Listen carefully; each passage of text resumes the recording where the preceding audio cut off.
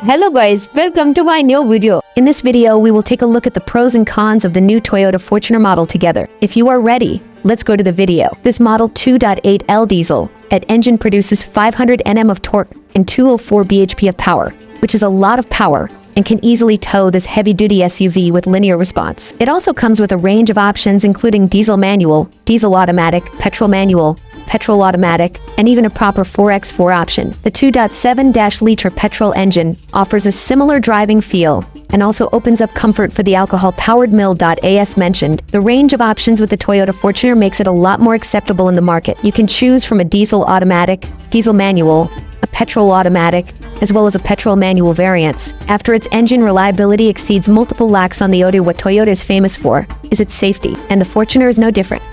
The Fortuner is solid in build quality and offers a range of safety features to further mitigate unfortunate circumstances and their effects. The Toyota Fortuner comes with 7 airbags, hill hold assist, ABS with EBD, downhill assist control, traction control, and more.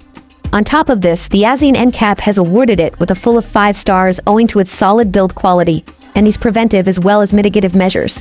Fortuner was never known for its futuristic cabin, and the same is quite evident when compared to its rivals.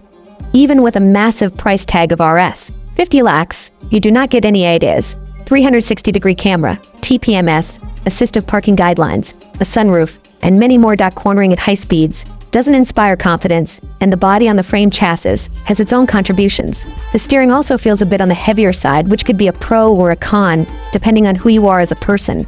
The cornering or making U-turns will feel like a slight task. If you want a petrol Fortuner with 4x4, you will be disappointed as the 4x4 variant only comes with a diesel engine. However, you can choose between a manual or automatic gearbox.